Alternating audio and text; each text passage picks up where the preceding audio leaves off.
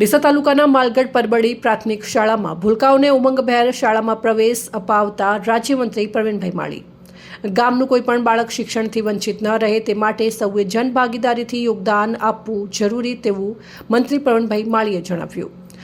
શિક્ષણ એ સંસ્કાર, વ્યક્તિત્વ નિર્માણ અને ઉજ્જવળ ભવિષ્યનો મજબૂત આધાર સ્તંભ છે। મંત્રી પ્રવીણભાઈ માળી મંત્રી અને મહાનુભાવોના હસ્તે બાલવાટિકા તથા ધોરણ 1 અને વિદ્યાર્થીઓના શૈક્ષણિક કિટનું વિતરણ। શિક્ષણના મહાપર્વ સમાન ત્રિદિવસીય શાળા પ્રવેશોત્સવ અને કન્યા કેળવણી મહોત્સવ 2026નો બનાસકાંઠા જિલ્લામાં ઉત્સાહભેર પ્રારંભ થયો છે। પ્રવેશોત્સવના પ્રથમ દિવસે રાજ્યના વન અને પર્યાવરણ, વાહન વ્યવહાર તથા ક્લાઇમેટ ચેન્જ રાજ્યમંત્રી પ્રવીણભાઈ માળીએ ડીસા તાલુકાના માલગઢ સ્થિત શ્રી મીરાબેન સોનાજી પરમાર પરબડી પ્રાથમિક શાળામાં બાલવાટિકા અને ધોરણ 1માં પ્રવેશ મેળવનાર વિદ્યાર્થીઓને શૈક્ષણિક કિટનું વિતરણ કરી શાળામાં પ્રવેશ અપાવ્યો હતો।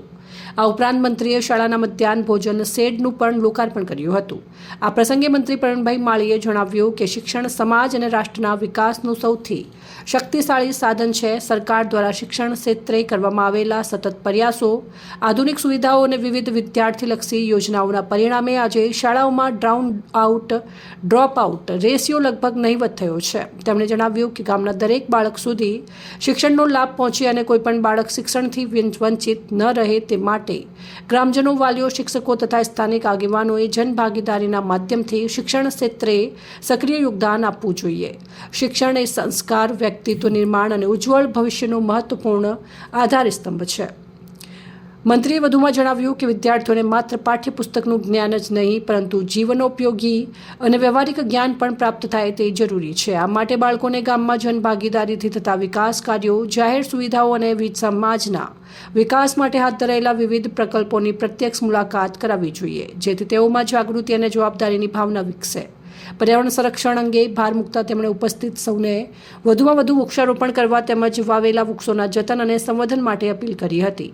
કાર્યક્રમ દરમિયાન મંત્રીએ બાળકો સાથે આત્મીય સંવાદ સાધી તેમના અભ્યાસ, સપનાઓ અને ભવિષ્યના લક્ષ્યો વિશે જાણકારી મેળવી હતી। સાથે જ વિદ્યાર્થીઓને મન લગાવી અભ્યાસ કરવા અને જીવનમાં ઉચ્ચ સિદ્ધિઓ પ્રાપ્ત કરવા પ્રેરણા આપી હતી।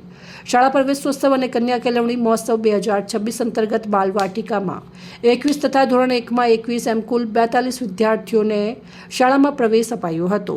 આ ઉપરાંત તેજસ્વી વિદ્યાર્થીઓનું સન્માન પણ કરવામાં આવ્યું। આ પ્રસંગે મંત્રી અને મહાનુભાવોએ વૃક્ષારોપણ કરી શાળા પરિસરની મુલાકાત લીધી હતી। કાર્યક્રમમાં જિલ્લા તથા તાલુકા પંચાયતના સભ્યો, સરપંચ, જિલ્લા શિક્ષણાધિકારી ડોક્ટર હિતેશ પટેલ, નાયબ જિલ્લા શિક્ષણાધિકારી SD જોશી, આચાર્ય, SMCના સભ્યો, શિક્ષકગણ, વિદ્યાર્થીઓ તથા મોટી સંખ્યામાં ગ્રામજનો ઉપસ્થિત રહ્યા હતા। આજ રોજ રાજ્ય સરકાર દ્વારા કન્યા કેળવણી મંડળ અને શાળા પ્રવેશોત્સવ 2026 નિમિત્તે સમગ્ર રાજ્યની અંદર શાળા પ્રવેશોત્સવનો શુભારંભ થયું છે। આજે ડીસા તાલુકાની અંદર શાળાઓના શાળા પ્રવેશોત્સવમાં જવાનું થયું।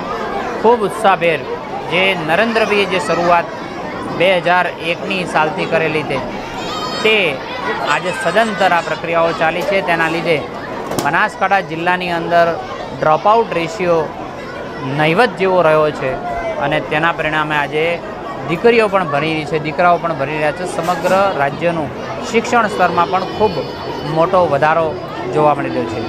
આ 2026 શાળા પ્રવેશ અંતર્ગત અનેક જગ્યા, ક્યાંક માધ્યમિક શાળા કે પ્રાથમિક શાળાઓની અંદર પણ નવા લોકોને પ્રવેશ આપી ખૂબ ઉલ્લાસભેર શાળા પ્રવેશોત્સવ ઉજવણી થઈ છે। અહેવાલ અમૃત માળી, સંબંધ ભારત ન્યૂઝ, ડીસા।